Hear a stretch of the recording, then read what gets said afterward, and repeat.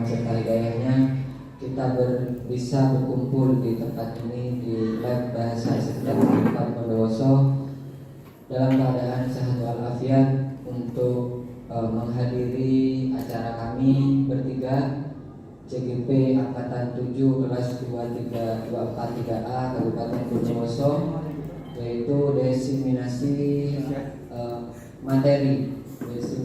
pengimbasan materi yang fokusnya kepada budaya positif di sekolah. Kedua kalinya salawat serta salam semoga selalu tercurah limpahkan kepada junjungan kita Nabi besar Muhammad SAW. Semoga kita selalu menjadi umat beliau dan mendapatkan bimbingannya dan mendapatkan syafaatnya hingga di hari akhir kelak.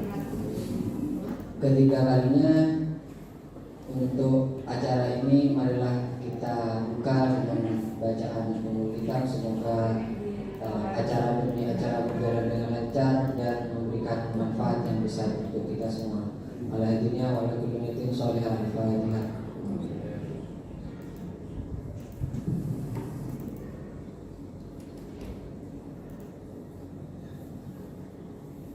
Terima kasih.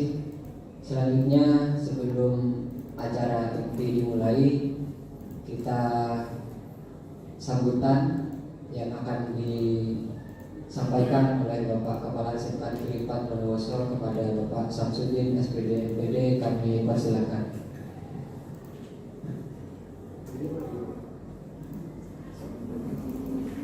Bismillahirrahmanirrahim. Assalamualaikum warahmatullahi wabarakatuh. Alhamdulillahirrahmanirrahim. Wassalatu wassalamu ala asyrafil anbiya'i wal mursalin sayyidina Muhammadin wa ala alihi washabihi ajmain. Rabbi shrah li sadri wa yassir li amri wahlul 'uqdatam min lisani yafqahu qawli. Amma ba'du. Yang saya hormati tim dari CGP Angkatan 7, Bu Mif, Pak Mahim dan Pak Andi yang berbahagia, Bapak-bapak dan ibu-ibu rekan kerja SMK Negeri 4 Bondowoso yang saya hormati. Pertama, mari kita panjatkan puji syukur kepada Allah Subhanahu wa taala di siang yang didukung dengan kondisi gerimis menyejukkan kita sehingga di ruangan ini terasa dingin. Ketika ruangannya dingin, insya Allah teman-teman semakin nyaman. Mudah-mudahan agenda yang mohon maaf saya putus.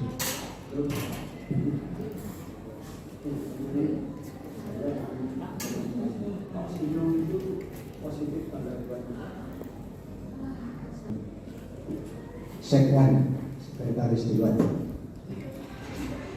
Bapak Ibu, semoga Allah SWT memberikan kesehatan lahir batin kepada kita, memberikan kemudahan kepada kita, dan memberikan ilmu yang manfaat untuk kita, sehingga panjenengan bisa sharing, bisa berbagi, khususnya di dalam memajukan pendidikan dan pengembangan kompetensi anak didik kita.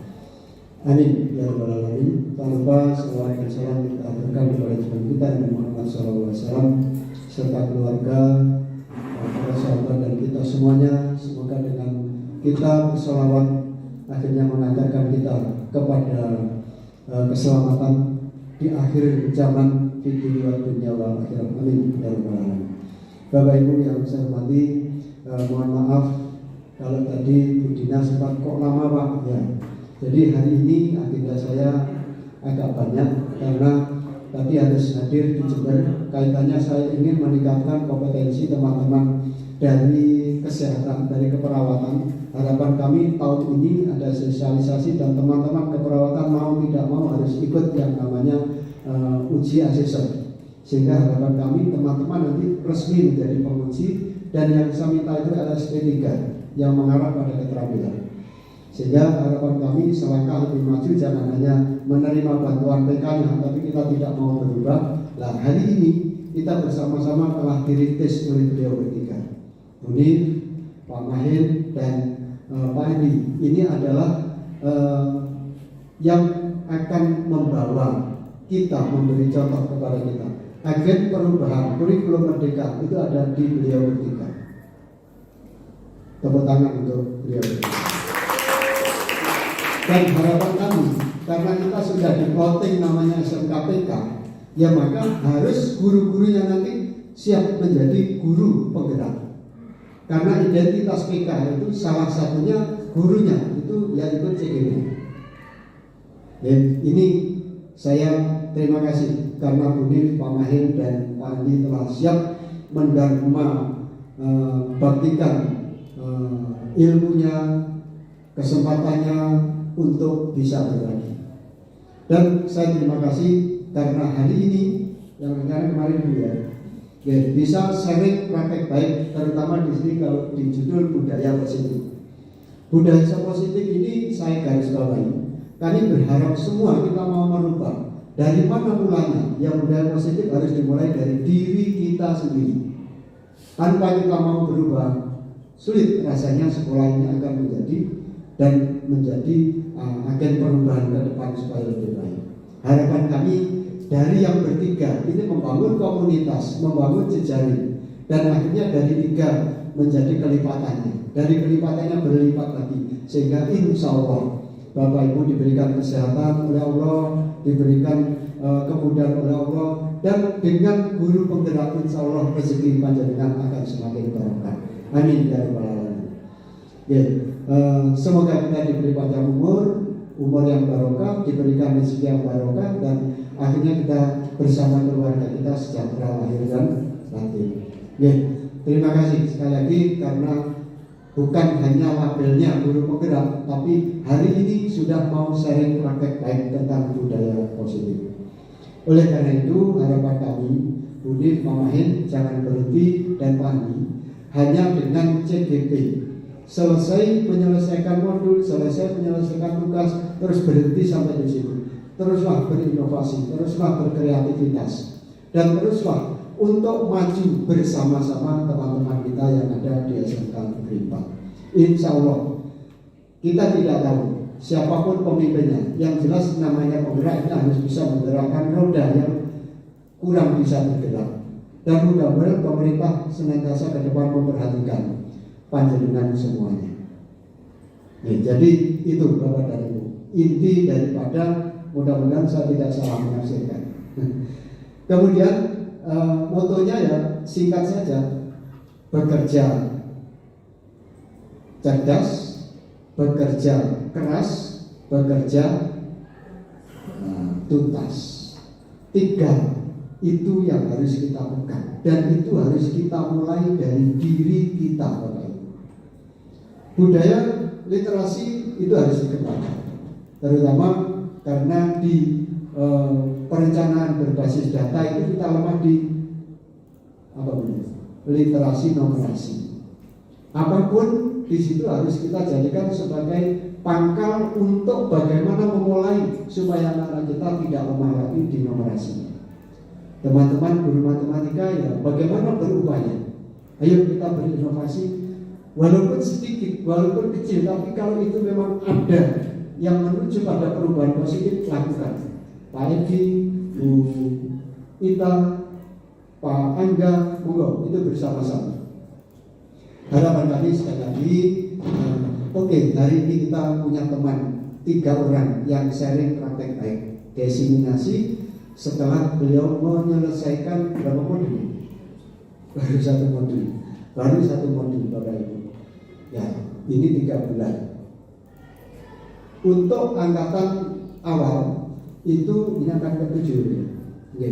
Angkatan awal itu 10 modul dilaksanakan dalam waktu 10 bulan. Sekarang 10 modul insya Allah kalau informasi di provinsi itu 8 bulan. Sudah menyusut 2 bulan. Insya Allah di angkatan berikutnya bisa tidak 8 bulan, bisa 7 bulan, bisa 6 bulan, bisa 5 bulan. Rasanya kita harus selalu memiliki kesempatan, memiliki kemampuan untuk bagaimana mengembangkan ilmu yang sudah ada dan melekat dengan tugas kita, yaitu sebagai pendidik. Saya yakin kalau Bapak Ibu guru tidak akan kesulitan, karena saya yakin kompetensi panjenengan itu sudah bagus, tinggal mengasah, tinggal mewarnai dan memvariasi, sehingga di metode dan model pembelajaran itu akhirnya variatif, sehingga proses pembelajaran yang menuju pada PAIKOM, ya, pembelajaran aktif, inovatif dan menyenangkan, itu akhirnya bisa tercipta di sekolah kita, Bapak dan Ibu. Ya, itu inti daripada, karena kami dimintai sambutan. Yang kedua, hari ini kami tadi menghadiri di SMKTPA Jember. Kami ketemu dari tim asesor P3, ya, LSP P3.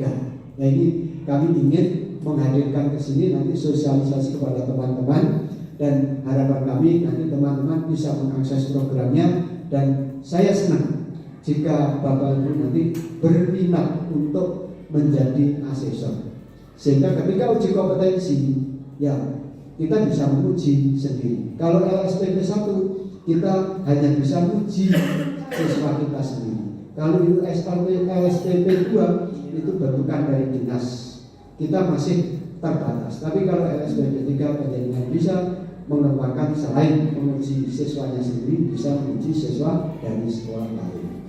Itu harapan kami dalam rangka meningkatkan kesejahteraan itu tadi. Dan mudah-mudahan diseminasi hari ini, sharing budaya positif ini senantiasa terus dikembangkan. Budi, Pak Mahir dan Pak Andi, walaupun kecil tidak apa-apa, tapi asalkan itu terus dilaksanakan.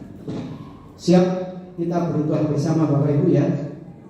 Siap ya? Ya, terima kasih. Walaupun yang sekarang kurikulum merdeka itu baru di tahapan kelas 10, tapi tahun depan kan juga kelas 11. Tahun depannya lagi kelas 12, sehingga semuanya nanti sudah menggunakan kurikulum merdeka. Semoga menterinya juga tetap menteri yang merdeka, sehingga tidak lagi pembelajaran itu terfokus, tersentral pada guru, tapi sudah kita bisa berkomunikasi aktif dan memberdayakan siswa sebagai agen yang akan menindaklanjuti dari proses yang panjenengan berikan kepada anak didik kita. Yang ketiga, saya mohon maaf tidak bisa berlama-lama karena hari ini saya tadi guyon sama Pak Fai.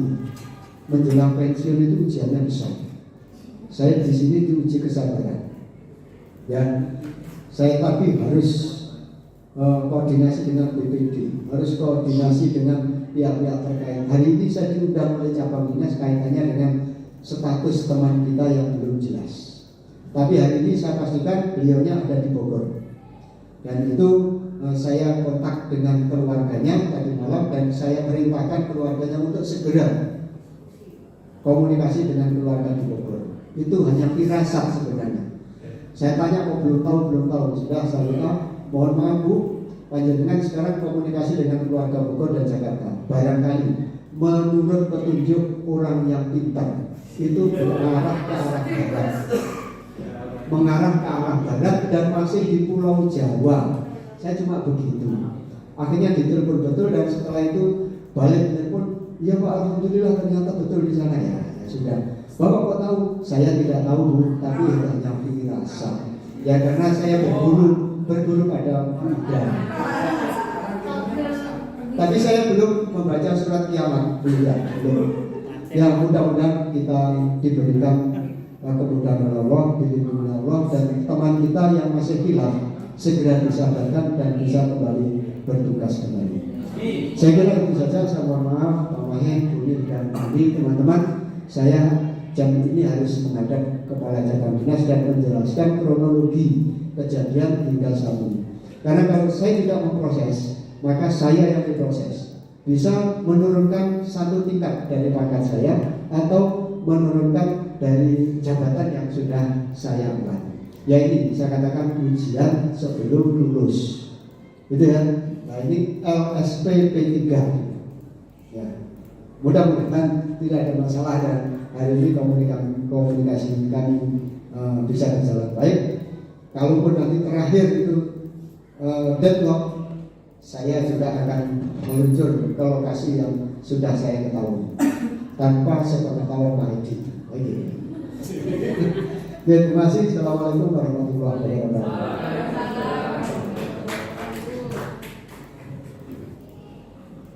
Terima kasih kami sampaikan kepada Bapak Kepala SMK Negeri 4 Bondowoso. Selanjutnya akan dilanjutkan dengan acara inti, yaitu diseminasi pengimbasan materi tentang budaya positif sekolah.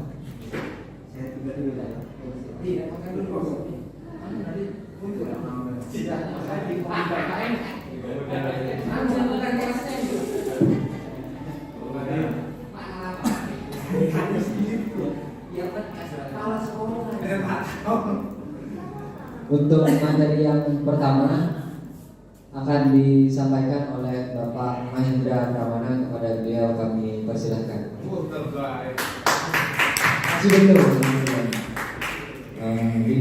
Sebelum saya menyampaikan salamnya, mohon izin senior-senior saya, Pak Edi, Udin, Bu Endang, Bu Ida, untuk saya menyampaikan materi. Kalau yang lain ini Pak Herman, senior saya. Kalau yang lain sama, rekan sejawat. Jadi yang merasa tidak saya dihormati, kalau rekan sejawat berarti sama gitu. Gak ada strata saya lebih di depan ini lebih pinter, atau bapak yang di belakang tidak lebih pintar juga dari saya. Jadi sama gitu ya. Untuk memulai, minta tolong saya apresiasi buat kita diri sendiri kita, bahwasanya orang yang datang ke sini adalah orang yang mau berubah, mau bergerak dan untuk memerdekakan murid kita. Ya, aplaus dulu. Ini mohon izin ya, bukannya saya menggurui di depan ini, tetapi saya rasa orang yang ada di depan saya ini yang sudah lama jadi guru mungkin lebih berpengalaman atau lebih hebat lah dari saya. Saya hanya sebagai kepanjangan tangan dari pemerintah, namanya saya juga kerja ke pemerintah. Seperti apa yang saya dapatkan, karena saya juga sudah meninggalkan jam pelajaran kadang hanya untuk Zoom. Kalau nggak dapat apa-apa saya jadinya malu gitu. Oleh apa kan gitu. Jadi untuk memulai, Assalamualaikum warahmatullahi wabarakatuh. Untuk materi yang pertama adalah budaya positif. Budaya positif itu seperti apa? Sebenarnya di slide juga sudah ada. Penerapannya seperti apa di masa pembelajaran saat ini juga sudah ada. Hanya ini saya menyampaikan yang benar saat ini itu yang bagaimana gitu. Semuanya benar, asal itu kegiatannya positif seperti itu. Kalau masalah nanti itu salah, berarti kita harus bisa menstabilkan identitas. Kayak apa yang benar seperti itu. Perlu saya sampaikan, tim saya ada tiga kurcaci di depan, orang kecil. Jadi yang di hadapan saya orang yang mau bergerak atau yang mau datang ke acaranya kita adalah orang-orang yang sangat luar biasa daripada kita ini. Seperti itu. Karena menghargai suatu undangan itu adalah suatu amanah seperti itu. Yang pertama, cakupan materinya. Ini ada 6 cakupan materi, nggak terlalu panjang lebar akan saya sampaikan, mungkin nanti disertai videonya Pak. Jadi seperti apa yang telah kita lakukan beberapa bulan ini selama 3 bulan 1 modul seperti itu. Mohon maaf teman-teman. Jadi sebenarnya saya di sini juga sebagai marketing berjalan Pak. Jadi gimana teman-teman yang 3 ini nanti akhirnya tambah yang depan. Jadi 3, 7, nanti 12. Yang enak sekolah Pak. Nanti dapatnya kita ada batasan. Nanti kemarin saya ikut Zoom itu bagi sekolah yang mempunyai batasan guru penggerak banyak, itu juga tidak ditentukan. Mungkin 10 namanya banyak ya 10, kita akan dapat bos kinerja. Bos kinerja itu berupa alat nanti. Jadi yang dipakai teman-teman itu, yang dipakai Pak Catur ini, tab itu adalah bos kinerja. Nanti kita dapat alat lagi. Mudah-mudahan alat yang kita terima itu tidak cuma untuk siswa, digunakan untuk guru. Ya, jadi dikasih alat untuk pengembangan diri. Buat apa? Alat dipakai rusak, lebih baik dipergunakan seperti itu. Nah, ini cakupan materinya. Disiplin positif dan nilai-nilai kebajikan universal. Yang kedua, teori motivasi, hukuman dan penghargaan dan restitusi. Untuk menyingkat waktu, langsung aja 2 materi ini yang akan saya sampaikan. Nanti selanjutnya 3, 4, dan 5, 6 ada teman di sebelah saya. Langsung aja Mas, di bawah. Ini disiplin positif dan kebajikan universal. Jadi nggak perlu saya panjang lebar. Kita ingin membuat kemajuan perlahan, sedikit-sedikit kita ubah apa yang kemarin dirasa kurang, kita perbaiki seperti itu. Nanti di materi selanjutnya akan ada contoh kesepakatan kelas. Kalau di masa kurikulum merdeka udah nggak ada namanya kesepakatan kelas, adanya keyakinan. Nanti disampaikan oleh teman-teman saya. Jadi adanya keyakinan kelas. Kalau kesepakat, kita sepakat, tapi ada di antara kita yang tidak sepakat. Kalau namanya kita yakin, semua yang ada di ruangan ini sudah yakin kalau itu benar. Seperti itu. Jadi suatu keyakinan itu adalah turunannya dari kesepakatan. Seperti itu. Nanti kita akan sampai kepada materi itu. Jadi ada stimulus respon, ada teori kontrol. Stimulus respon ini adalah dari kita sendiri. Kalau belum Pak. Kalau teori kontrol seperti apa yang seharusnya? Seperti itu. Jadi kita ada berada di tengah-tengahnya. Contoh aja, realita, kebutuhan kita sama. Teori kontrolnya, kebutuhan seseorang nggak sama. Seperti itu. Gini contohnya, kita mau beli gadget untuk pembelajaran, tapi kita pergi ke sekolah. Ini contoh untuk anak. Kita mau beli gadget, tapi kita mau ke sekolah nggak ada kendaraan. Yang jelas kebutuhannya, contohnya Pak Andi atau si Andi, dia mau beli gadget, rumahnya dekat. Kebutuhannya memang cukup untuk dia. Tapi untuk Bunif yang rumahnya jauh seandainya, dia mau beli gadget atau mau beli kendaraan, sedangkan dia mau pergi ke sekolah nggak ada kendaraan. Jadi teori kontrolnya adalah kebutuhannya orang berbeda-beda. Seperti itu. Itu contohnya untuk yang pertama. Yang kedua, semua orang melihat yang sama. Teori kontrolnya setiap orang memiliki gambaran yang berbeda. Jadi guru-guru yang ada di sini ini harus mempunyai pandangan yang beda. Kenapa anak itu nggak beli HP? Kenapa dia harus pinjam waktu ujian? Kita harus tahu, kita harus telusuri. Nggak harus guru BK yang harus tanya, kenapa kamu nggak punya? Jadi kita sebagai pendidik di sini harus tahu anak-anak itu kenapa kok nggak punya HP? Apa karena kendalanya tidak punya uang? Nanti kita bantu. Ya, iuran 2.000-an cukup. Satu sekolah. Kalau 1.000 orang Pak, kan gitu. Repot ini musuh senior ini ya. Salah terus di depan. Tapi harus intinya sabar. Jadi yang sabar adalah pemenangnya. Yang ketiga, kita mencoba mengubah orang agar berpandangan sama dengan kita. Jadi sudut pandangnya orang, sudut pandangnya saya, Budin, sudut pandangnya harus sama dengan kita. Nggak bisa. Kita harus punya teori kontrol. Apa? Kita berusaha memahami pandangan orang lain tentang dunia. Jadi kita dituntut untuk seandainya sih kita sudah berubah sebenarnya untuk jurusan keperawatan. Karena saya ada di dalamnya juga dengan Pak Edi, senior-senior saya yang lain. Sebelumnya kita awal membuka itu kita ada batasan tinggi. Batasan tinggi. Ya, jadi ada batasan tinggi 150 atau berapa itu untuk keperawatan. Nggak baik itu sebenarnya. Salah juga saya dulu. Waduh, jadi malu saya. Akhirnya ada kesenjangan di situ. Karena kenapa? Perawat, kita masuk perawat, apakah kita akan jadi perawat? Belum tentu. Kita ke arah global aja, universal. Namanya kesehatan, dia jadi bidan, dia jadi dokter, nggak ada namanya. tinggi badan nggak ada tinggi badan di situ. Siapa yang kuat, siapa yang bisa, siapa yang pinter, kuat duitnya maksudnya kalau kedokteran itu. Gitu. Nggak punya duit, ya harus gimana caranya? Ya harus pinter. Gimana beasiswa?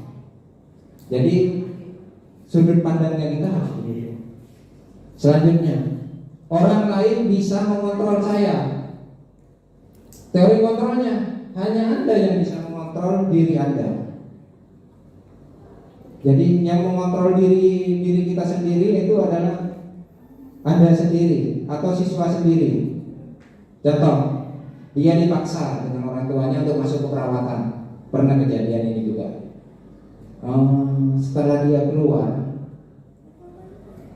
dia pinginnya masuknya jadi pegawai bank.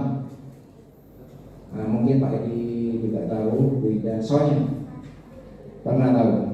Jadi dia ke perawatan, kerjanya di Bank Jati. Karena dia dituntut orang tuanya untuk jadi perawat, tapi dari diri sendirinya, orang tuanya kan maunya mengontrol dia, tapi dalam dirinya sendiri pinginnya lain. Sama dengan filosofi Ki Hajar Dewantara. Sesuatu atau seseorang itu dituntut adanya kodrat alam dan kodrat zaman.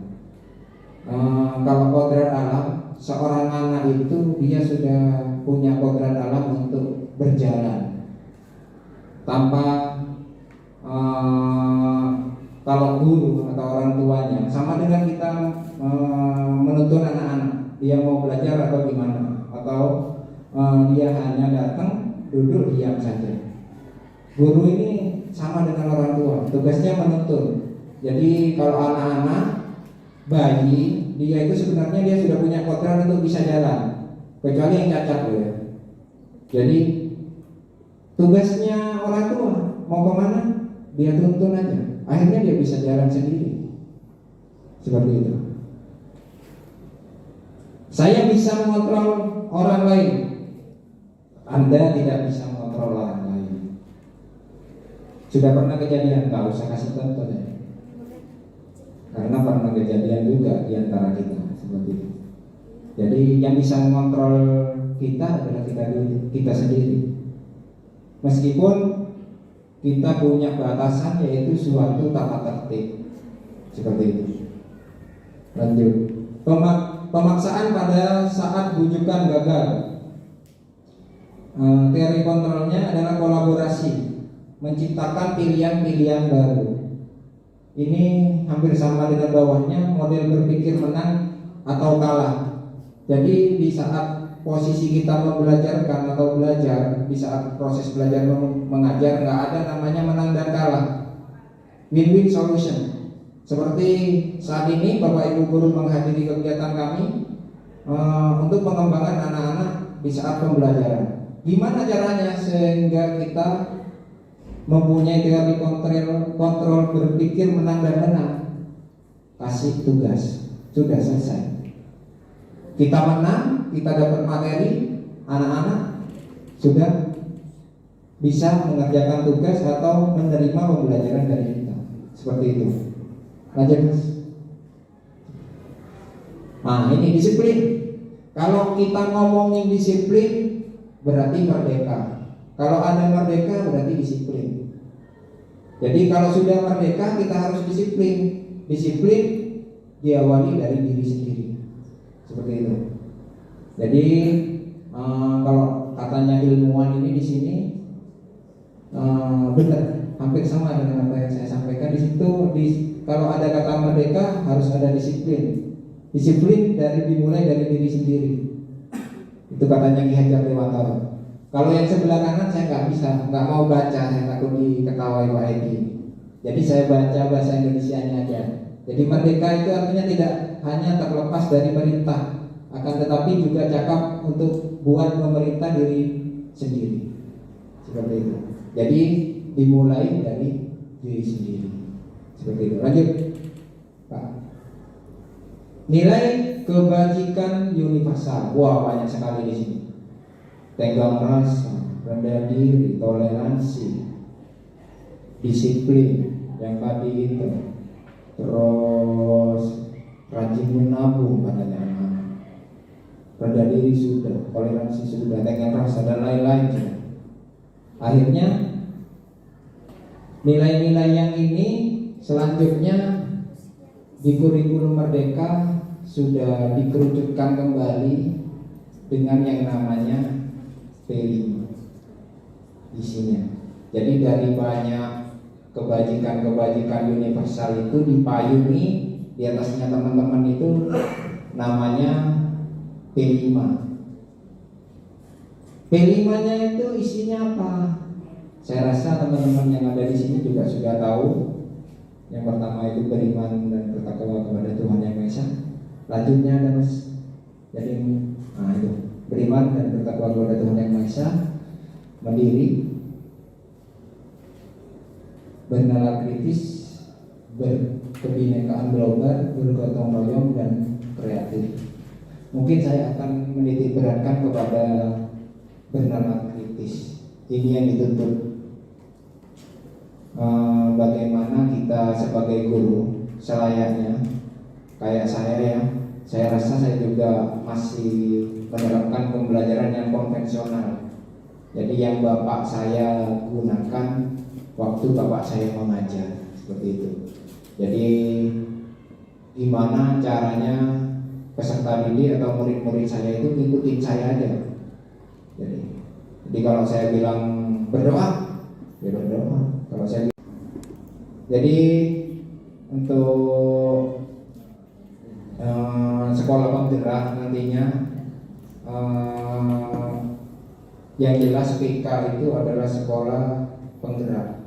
Jadi mau tidak mau kita dituntut untuk isinya guru penggerak semua, meskipun tidak semua, tapi kita awali dari kita bertiga. Lanjut Pak. Iya. Teori motivasi nanti akan kami contohkan juga video-videonya tentang kegiatannya kita biar tidak bosan. Jadi ini sekilas saja. Jadi ada teori motivasi, hukuman, penghargaan, dan restitusi. Motivasi perilaku manusia berdasarkan pada tiga hal berikut. Yang pertama adalah ingin menghindari adanya hal yang tidak nyaman atau hukuman. Karena selama ini termasuk saya juga sebelum mengikuti kegiatan CGP itu tahunya cuma menghukum tanpa harus tahu sebenarnya karakternya anak ini arahnya akan kemana, seperti itu. Yang kedua, ingin mendapatkan penghargaan, imbalan, pujian, pengakuan atau hadiah dari orang lain. Jadi anak-anak yang terlambat itu sebenarnya ingin diperhatikan. Kalau saya rasa, kenapa? Contoh, mungkin helmnya baru, kendaraannya baru, biar dilihat karena ada suatu aktivitas pembelajaran di depan itu. Enggak di depan, di parkiran, seandainya kendaraannya baru, bikin diperhatikan. Sepedanya. Kenapa ini saya tahu? Karena saya juga pernah bersekolah. Berarti saya melakukan itu, insya Allah iya. Tapi dengan kegiatan ini saya sadar diri bahwasanya apa yang saya lakukan itu salah. Makanya saya untuk anak-anak ke depan ini gimana caranya penggantinya saya akan diputus umur, saya akan diputus pensiun. Gimana generasi bangsa ini akan lebih baik daripada saya, seperti itu. Ingin menghargai dirinya sendiri, mengembangkan dirinya menjadi manusia yang lebih baik. Itu ini. Lanjut Pak. Hukuman, konsekuensi, dan restitusi. Jadi yang kita lakukan itu sebelumnya adalah hukuman. Tindak lanjut sebuah perilaku yang diberikan yang sifatnya paksaan. Sebenarnya guru-guru di sini nggak maksa. Anak-anak maunya dihukum, maunya apa? Sudah bagus, menstabilkan identitas. Maunya apa? Sebenarnya tidak kamu saja yang melakukan pelanggaran ini. Sepertinya semua guru sudah menyampaikan itu. Cuma kadang siswanya yang kalau bahasa ibunya kita itu komat, orangnya sama sampai bosan gitu.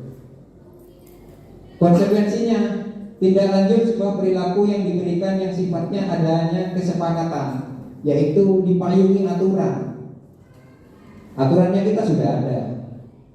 Ini visi-visi di depan sudah ada. Tata tertib itu adalah payungnya. Restitusi, tindak lanjut sebuah perilaku anak yang memberikan ruang atau tawaran. Guru-guru di sini saya yakin sudah bisa memberi tawaran. Tawarannya maunya apa? Sebenarnya kita yang memberikan penawaran itu harus tahu karakter anak ini apa. Ada dulu murid kita pelari. Kalau dihukum lari berarti kita berhasil. Dia juara lari. Kalau dihukum nyanyi, dia jadi penyanyi, kita berhasil. Karena kita SMK bisa jadi apa aja. Meskipun perawan, dia keluarnya penyanyi, dia sering keluar melanggar aturan kita hukum menyanyi, jadi penyanyi, kita berhasil. Karena kita sudah harus merubah paradigma kita bahwasanya orang yang berhasil itu adalah seseorang yang hidup dengan karakternya sendiri-sendiri. Seperti itu. Lanjut Pak. Oke, mungkin itu saja dari saya selaku pemateri untuk pemateri 1 dan 2 dilanjutkan oleh rekan saya Pak Andi. Untuk Pak Andi, pada waktunya saya persilakan. Peraturan sekolah kan seperti itu.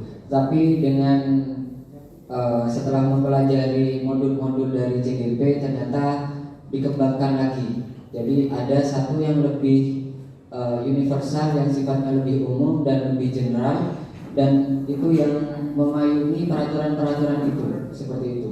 Contohnya kalau kita ada peraturan kita harus mengikuti rambu-rambu lalu lintas, seperti itu.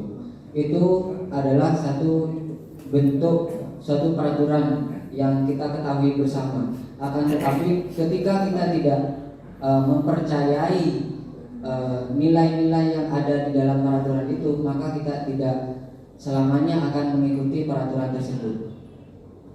Di dalam peraturan mematuhi rambu-rambu lalu lintas itu ada keyakinan. Apa? Yaitu keyakinan tentang keselamatan.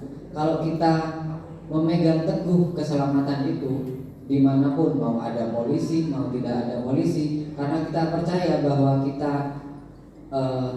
harus selamat, berarti kita patuh dengan peraturan yang ada.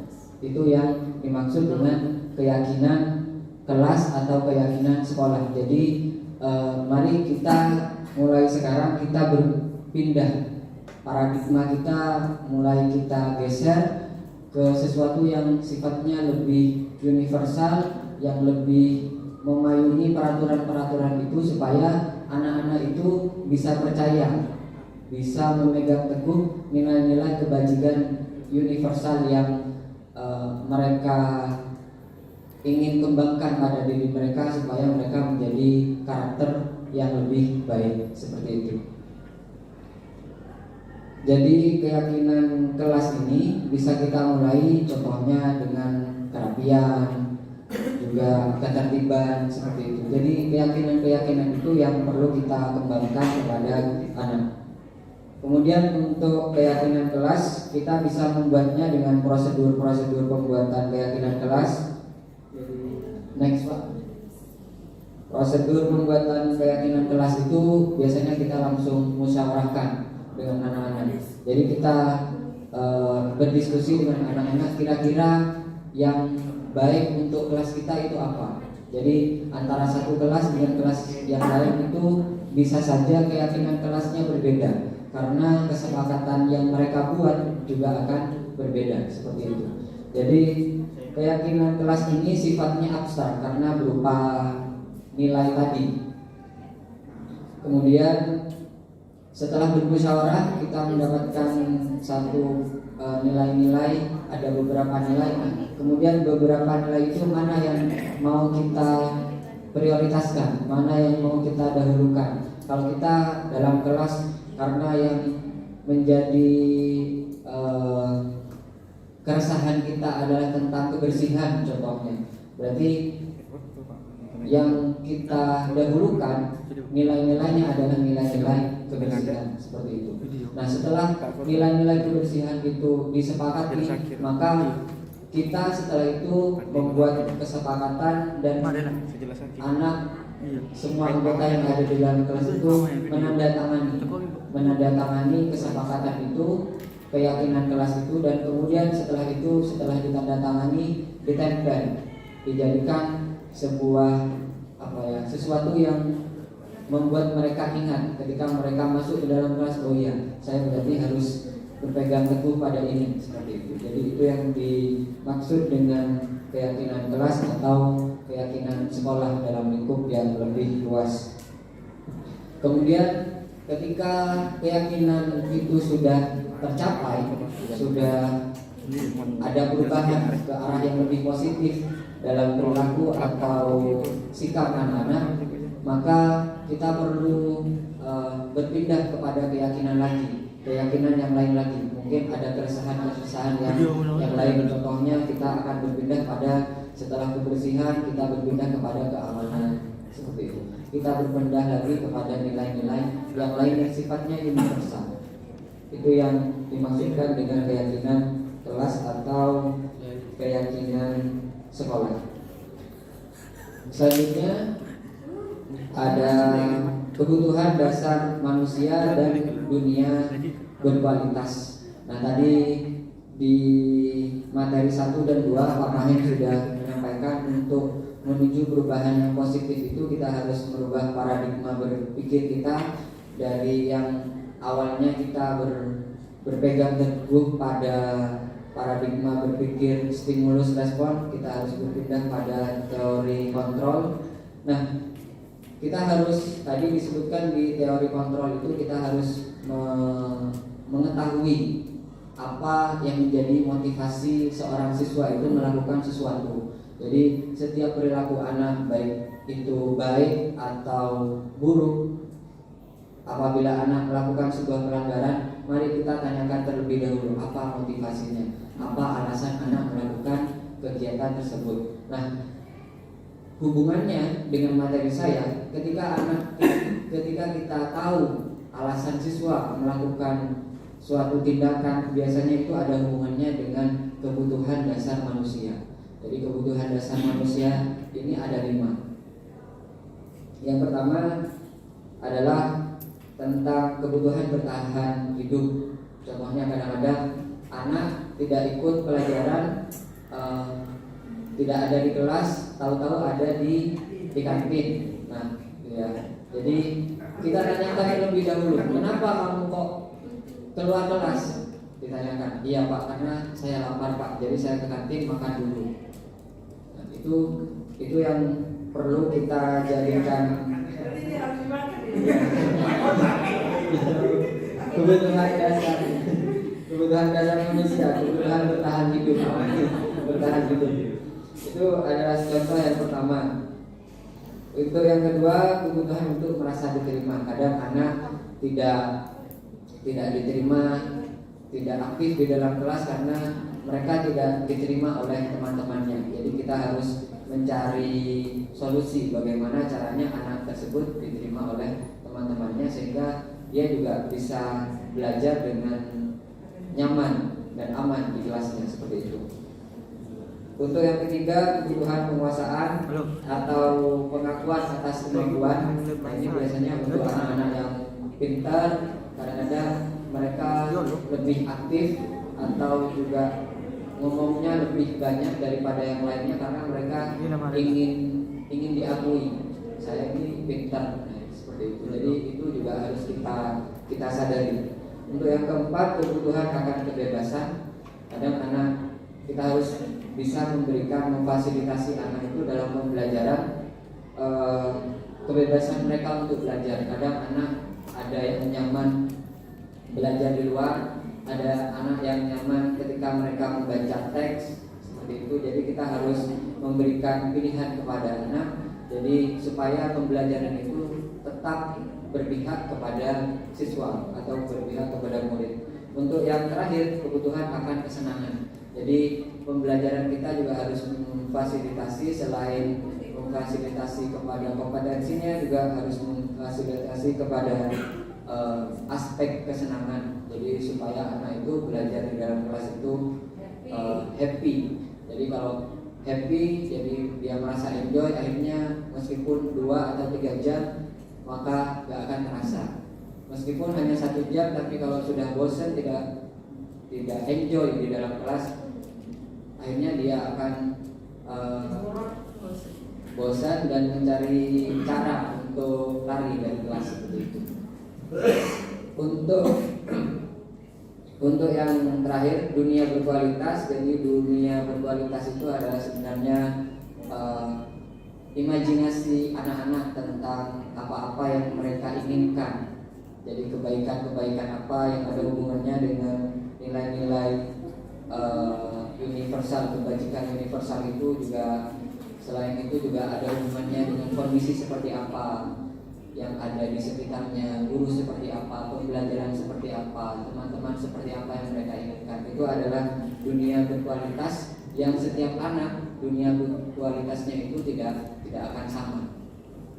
Jadi kita sebagai guru untuk mengakomodir dunia berkualitas anak, maka kita harus mencoba untuk memenuhi kebutuhan dasar manusia yang ada pada anak itu.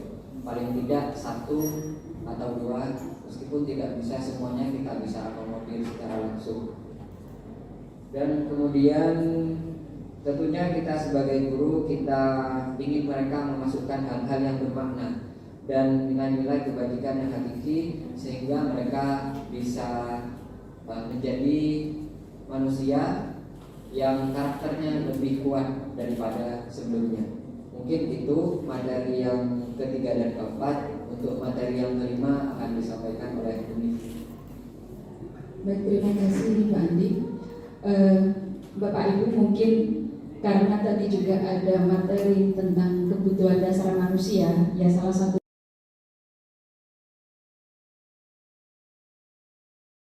saya lihat tadi juga ada kode-kode dari Pak Edi atau yang lain, monggo sambil bisa disambi. Jadi kita di sini tidak perlu sepaneng ya, karena memang di sini kami bermaksud sharing ya, sharing diskusi tentang apa yang sudah kami dapatkan pada kegiatan yang sudah kami jalani. Dan harapannya nanti dari sharing ini kita akan bersama-sama nantinya bisa mewujudkan apa yang menjadi mimpi dan tujuan daripada lembaga pendidikan yang dimana kita menjadi bagian dari lembaga tersebut. Bapak Ibu semuanya, sebelum saya masuk pada materi tentang restitusi, Pak Mahen, di sini mungkin saya bertanya terlebih dahulu. Sebagai pengajar kita selama ini, pastinya kita pernah menghukum anak nih. Ya. Mungkin Bu Putri bisa sedikit menceritakan, nggak apa-apa, sambil ini Bu. Mungkin bisa menceritakan pengalaman pernah menghukum seorang siswa. Apa? Pasti pernah gitu. Ya, mungkin bisa sekilas diceritakan. Baik, terima kasih. Sebelumnya mohon maaf, saya sebetulnya bukan tipe guru yang suka menghukum. Iya. Cuman kalau seperti ini entah itu bentuk hukuman atau tidak saya tidak tahu. Tapi ya misal dia datang terlambat, mungkin saya kasih hukuman yang ringan. Kamu sukanya apa? Saya mau hukuman apa? Biasanya saya tawarkan. Gitu, mau apa? Mau nyanyi boleh Bu? Boleh. Mau ini boleh? Boleh. Tapi kalau sudah keterlaluan, misalnya dia datang terlambat 1 sampai 2 kali sampai 3 kali, baru itu punishment-nya beda. Seperti itu Ibu. Terima kasih. Jadi dari Bu Putri tetap nanti ada yang namanya punishment. Ya. Oke. Tadi juga sempat disinggung sama Pak Wahid, ada hukuman, ada konsekuensi, ada restitusi. Mungkin saya minta contoh satu lagi dari bapak-bapak. Saya mau yang senior kok sedang apa Jun?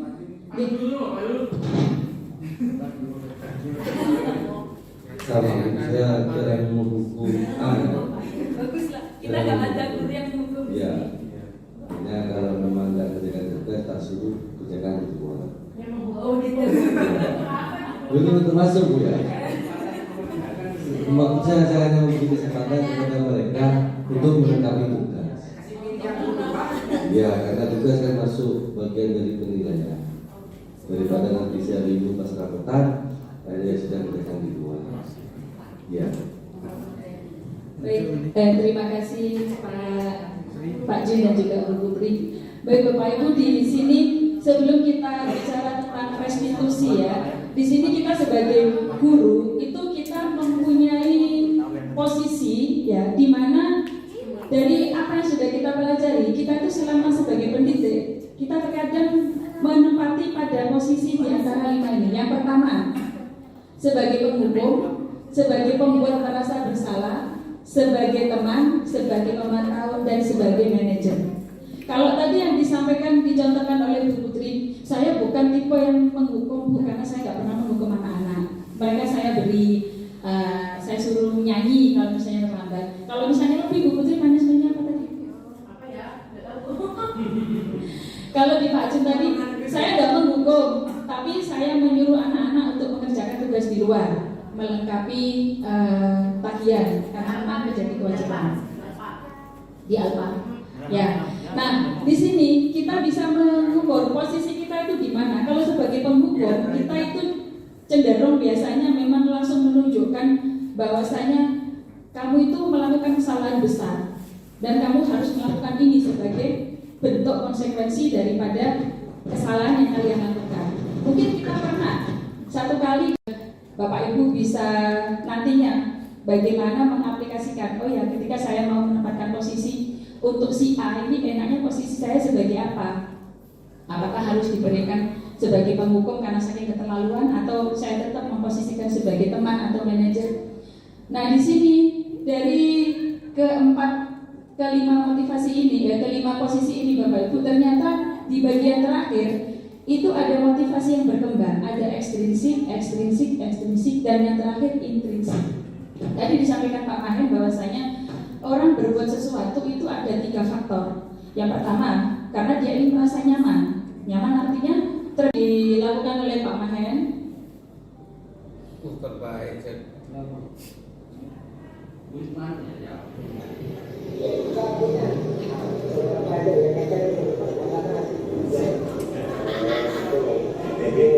Kamu adalah bukan orang satu-satunya yang melakukan pelanggaran, tapi kamu harus memperbaikinya.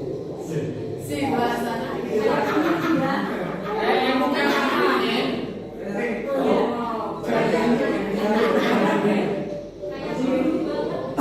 Hari-hari kamu berarti setelah kamu berarti membantu orang tua.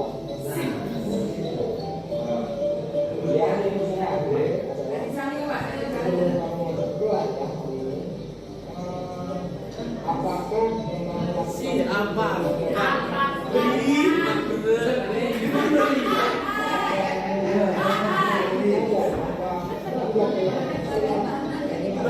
bisa kita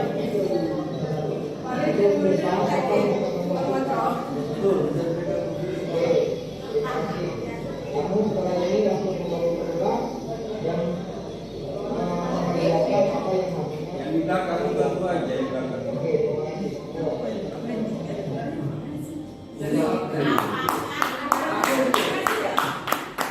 Nah, jadi di situ Pak Mahen tidak serta-merta menghukum Anas ya. Kalau tadi Anas seorang siswa kelas 12 ya, pada disitu masuk kembali dan kelihatan gugup karena bertemu dengan Pak Mahen yang telah mengingatkan untuk merapikan rambut. Nah, ternyata rambutnya masih kayak sarang burung. Pak Mahen tidak serta-merta mencukur, tetapi Pak Mahen melakukan tahapan-tahapan pada segitiga restitusi.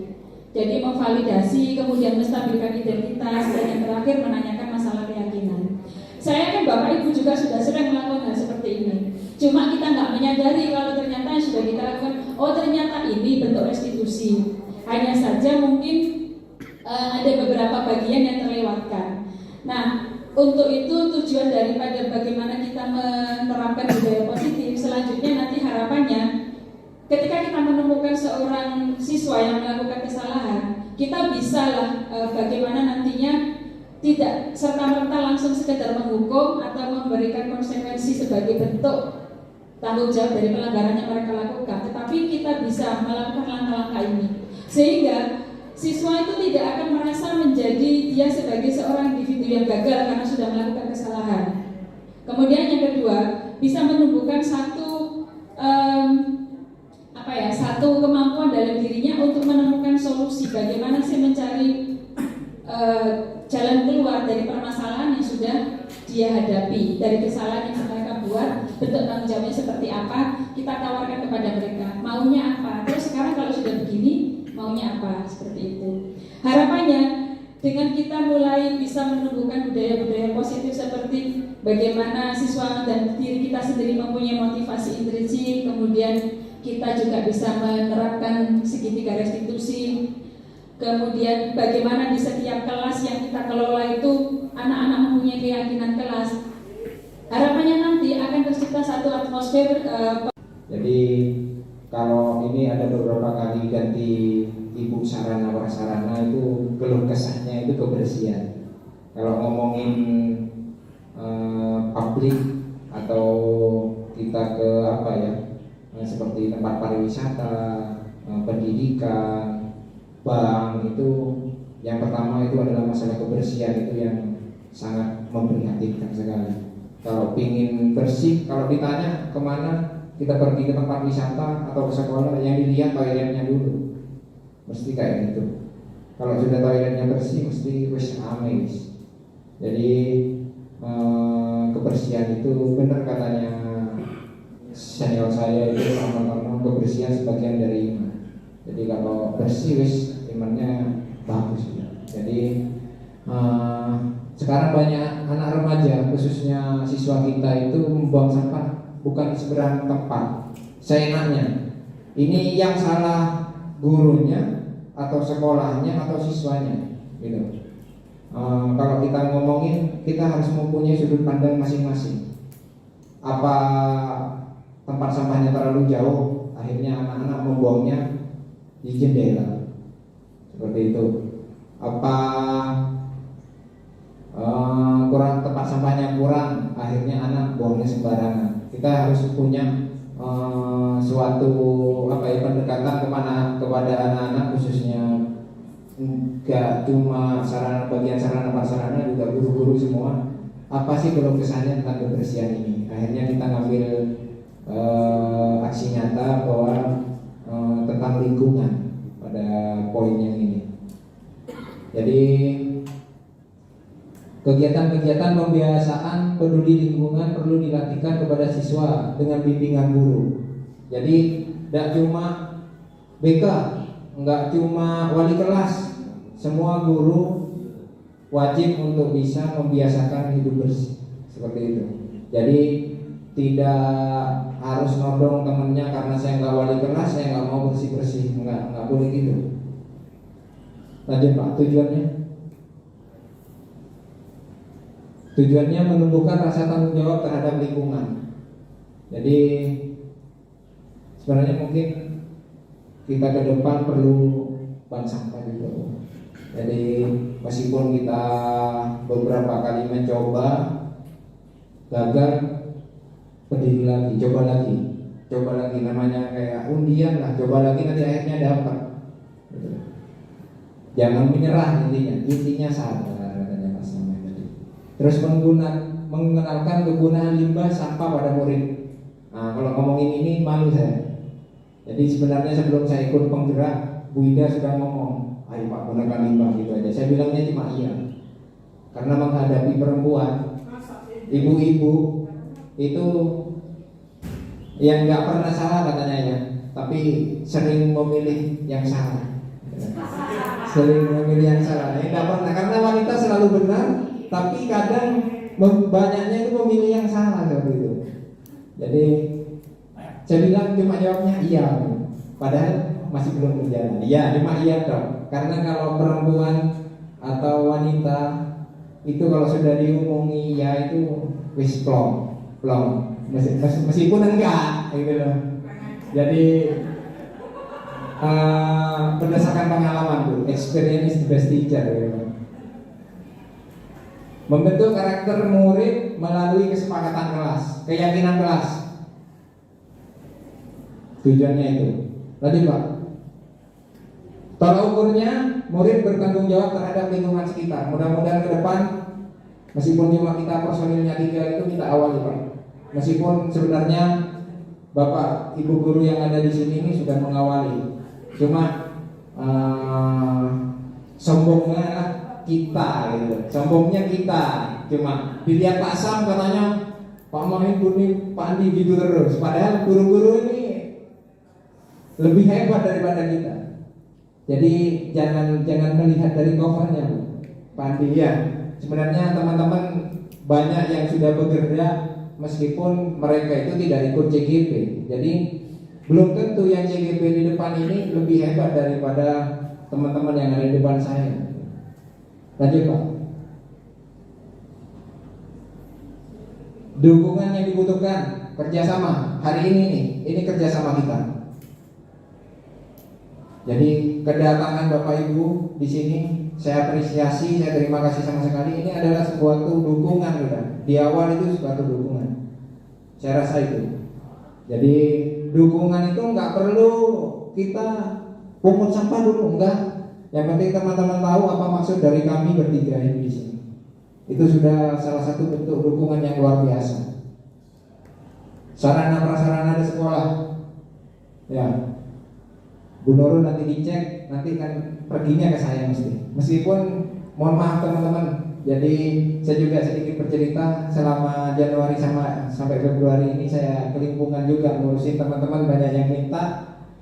Dikira saya nggak kasih takutnya. Akhirnya tadi saya dipanggil kepala sekolah begini, ocok dilempar ke kepala sekolah, ketokan gak kompak bilang gitu. Jadi bagian yang mau minta anggaran saya bilang minta pasang bilang gitu. Karena anggarannya sudah nggak ada nih Januari Februari ini, kembang kempis. Tahunya guru-guru saya aja. Akhirnya saya menyerah sudah, karena banyak yang sudah nembak saya. Akhirnya bilang kepasang aja. Akhirnya tadi pagi saya direkam, ocok ngomong langsung kepala. Kiranya nggak kompak. Gitu. Kerjasama dengan masyarakat dan lingkungan sekolah. Mungkin Bang Sampah itu juga. Nanti kita bekerja sama dengan Pak, ya biar. Lanjut Pak. Lini masa, membuat rencana aksi nyata, mensosialisasikan rencana aksi warga sekolah. Hari ini termasuk mensosialisasikan. Terus membuat kesepakatan kelas atau keyakinan kelas. Saya rasa semua guru sudah melaksanakan itu. Jadi setiap siswa, setiap guru sudah tahu mana yang harus dilakukan, mana yang tidak harus kita lakukan. Terus pelaksanaan aksi nyata saya rasa mulai dari kemarin-kemarin dan juga hari ini mudah-mudahan bisa tetap berlanjut. Jadi tidak karena atau serta-merta kita ikut kegiatan ini baru kita bergerak. Saya rasa teman-teman sudah melaksanakan hal ini sebelumnya. Sosialisasi pada kelas lain sudah, refleksi kegiatan aksi nyata. Jadi setelah kita melaksanakan kebersihan lingkungan, apa yang kita dapatkan, seperti itu. Mungkin itu aja yang perlu saya sampaikan untuk aksi nyata selanjutnya. Pak Andi dan Bu Nif.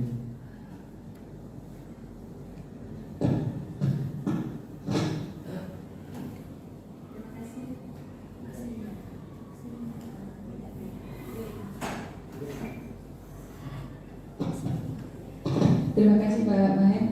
Bapak Ibu, kami sampaikan terima kasih untuk waktunya yang masih menyempatkan waktu dan meluangkan waktunya untuk menghadiri undangan kami. Untuk salah satunya tadi yang sudah disampaikan Pak Mahen adalah sosialisasi terkait dengan aksi nyata yang memang menjadi salah satu tugas untuk kami di kegiatan guru penggerak. Nah, masing-masing dari kami diminta untuk membuat satu aksi nyata terkait dengan mewujudkan budaya positif yang ada di sekolah. Kalau tadi di Pak Mahen adalah berfokus pada masalah kebersihan. Nah, kebetulan di sini saya diberi tugas tambahan untuk pengelolaan perpustakaan. Maka saya di sini untuk aksi nyatanya saya mengambil tentang literasi, ya. Bagaimana membumikan literasi itu di sekolah. Kalau dulu ketika kurikulum 13 kita pernah sempat mewajibkan anak-anak itu untuk kegiatan membaca ya, 15 menit sebelum memulai pelajaran. Tetapi ketika itu sudah berlanjut dan tolak ukurnya juga masih belum ada dan progresnya juga ya mohon maaf yang kita tahu masih hanya sebatas mengumpulkan lembaran, anak-anak sudah membaca berapa itu saja, belum ada tindakan nyata hasilnya apa dari apa yang sudah mereka kerjakan ketika 15 menit membaca sebelum memulai pelajaran. Nah untuk itu di sini tadi juga Pak Mayan menyinggung bahwa apa yang sudah pernah dilakukan kemudian belum berhasil, ya kita mencobanya lagi. Dan untuk di saya Pak bisa oke, untuk latar belakangnya, ya sebenarnya yang melatar belakangi dari ini adalah krisis membaca pada anak-anak. Terus terang memang kita mungkin harus mengakui bahwasanya anak-anak itu hanya membaca ketika mereka diberi tugas. Mungkin itu. Bahkan saya selama menjadi pengelola perpustakaan itu pernah bahkan tanya ke anak-anak. Waktu itu saya kebetulan ada kegiatan di perpus dan anak-anak saya minta ke sana. Ternyata mereka surprise. Kalian berapa kali ke sini? Itu sudah sekolah berjalan 3 bulan. Baru 1 kali Bu. Gak pernah ke perpus. Gak pernah karena memang gak pernah disuruh. Itu kan menjadi satu yang apa ya? Mungkin perlu menjadi renungan juga bahwasanya kita punya perpustakaan, punya bahan bacaan. Nah, kalau yang sekarang dilakukan anak-anak, mungkin mereka sering adalah berliterasi secara digital. It's okay ya. Mereka membaca membaca WA, membaca Wattpad, membaca novel dan sebagainya. Tetapi mungkin perlulah kita juga sedikit berpikir bahwasanya apa yang mereka dapatkan anak-anak dengan literasi digital melalui platform sosial media itu tidak ada filter. Mungkin Bapak Ibu yang sering menghabiskan waktu membaca novel di aplikasi yang ada di HP, coba ketika kita perhatikan penulisan kalimat bahasanya yang ada di novel yang ada pada platform di sosial media atau aplikasi dengan novel yang tertulis, mungkin bahasanya beda. Di dalam sosial media terus terang itu tidak ada filter sama sekali. Saya pernah tanya ke anak-anak, kamu membacanya di apa? Di novel tuh misalnya. Genrenya apa? Genrenya romance, Bu. Coba ibu tanya jawab jujur. Pernah nggak membaca kalimat yang di situ membuat, mohon maaf, mungkin kamu membayangkan sesuatu yang membuat kamu traveling? Iya, Bu. Terus kalau sudah seperti itu, ya cuma senyum-senyum anak-anak. Nah mungkin ini juga perlu kita, apa istilahnya ya, perlu kita renungkan juga. Ketika platform sosial media membaca bisa menjadi salah satu wujud untuk bagaimana mendukung literasi. Tetapi kita sebagai pendidik juga mungkin perlu untuk bagaimana membiasakan anak-anak itu menyambangi perpustakaan. Mereka bisa memanfaatkan akses buku yang ada di perpustakaan. Selain itu, literasi sebenarnya tidak hanya membaca, tetapi ketika kita menghasilkan sesuatu dengan menulis ataupun berorasi itu juga termasuk literasi. Nah kemarin di sini saya punya usul, kebetulan ngobrol dengan Bu Asif. Ternyata apa yang menjadi keinginan saya itu sama. Jadi kita itu ingin sekolah itu mempunyai satu karya dari tulisan anak-anak. Kemarin itu diinspirasi dari ketika saya mengambil rapat anak saya, ternyata kita diberi buku, isinya itu adalah tulisannya siswa. Dan itu sebenarnya sangat sederhana. Anak-anak itu hanya menuliskan pengalaman mereka mengunjungi satu tempat yang ada di Bondowoso. Bukunya nggak seberapa tebal. Jadi ada beberapa siswa yang menuliskan, saya ini dengan bapak saya dan sebagainya. Kemudian dibukukan, diterbitkan. Ternyata menjadi sesuatu yang sangat-sangat berharga untuk anak-anaknya iya, untuk orang tuanya juga iya. Saya kemudian berpikir, kalau anak sekelas SD saja mampu, kita insya Allah jauh lebih mampu. Karena saya yakin untuk usia-usia seperti anak-anak kita sekarang itu sangat produktif. Mereka disuruh membuat cerpen, pasti jauh lebih baik daripada ketika kita membuat cerpen. Karena usia kita sudah nggak seproduktif, kecuali mungkin kayak sekelas Bu Asif sudah makanannya yang menulis tulisan mungkin bisa. Nah, anak-anak ini inginnya yang menjadi program saya adalah kita bisa menghasilkan satu tulisan karya siswa. Jadi satu kelas itu kita minta misalkan tiga karya cerpen. Kemudian kalau kita di sini ada berapa kelas Pak Main? 21 ya. 21. Kalau satu cerpen aja 2 halaman misalnya, berarti 3 cerpen 6 lembar.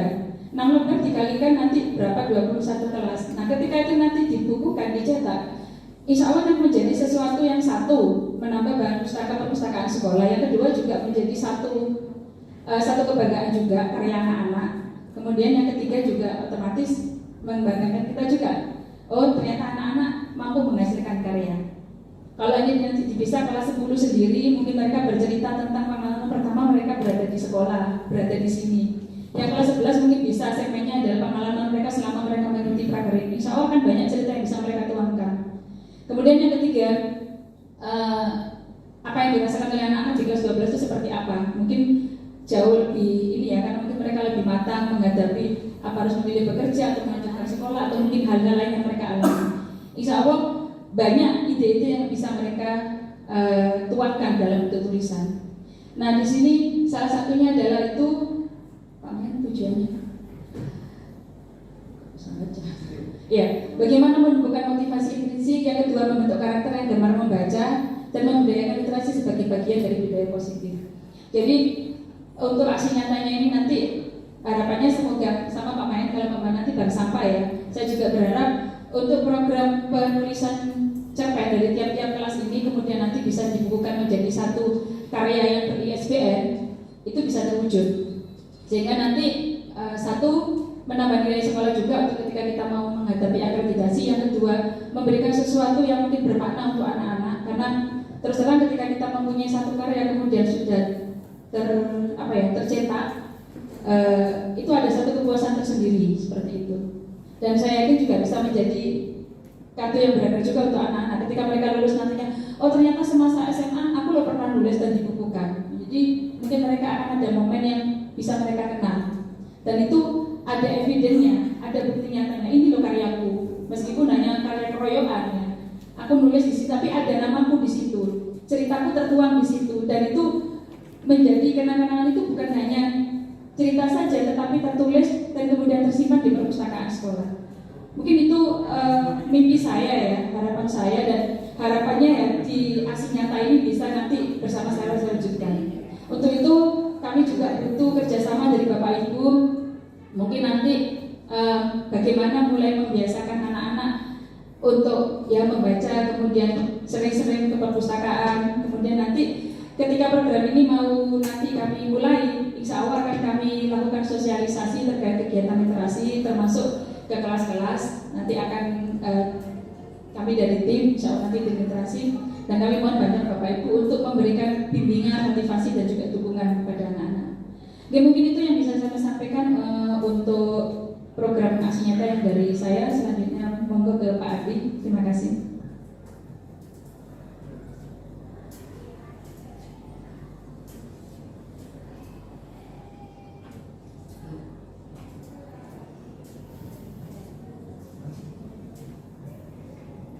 Baik Bapak Ibu, untuk program aksi nyata pengembangan budaya positif saya yaitu tentang peduli lingkungan. Jadi latar belakangnya kenapa saya memilih ini karena berawal dari keresahan saya ketika melihat kelas yang kursinya berantakan, terus penghapusnya kadang-kadang ada di belakang, terus ini bantalan kursi kadang dijadikan untuk bantal gitu ya, dijadikan untuk bantal, terus jangankan untuk kebersihan kelasnya, kadang mereka untuk untuk sekedar merapikan kursinya saja mereka seperti berat seperti itu. Jadi berawal dari keresahan itu akhirnya saya ingin mengangkat tentang peduli lingkungan ini. Jadi itu latar belakang saya. Itu latar belakangnya ini Pak. Jadi tujuannya supaya anak-anak tumbuh kesadaran untuk peduli terhadap lingkungannya.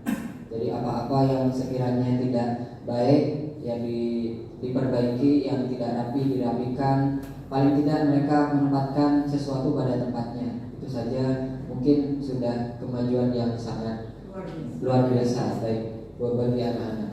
Untuk tolak ukurnya yaitu nanti kalau anak-anak sudah bisa menempatkan sesuatu pada tempatnya, bisa menempatkan penghapus pada papan saja, itu sepertinya saya sudah akan sangat bersyukur seperti itu. Terus menjaga kebersihan kelasnya sendiri, terus juga menjaga dan merawat apa-apa yang ada di kelasnya, inventaris barang-barang yang ada di kelasnya, itu menjadi tolak ukur. Untuk lini masa tindakan saya, yang pertama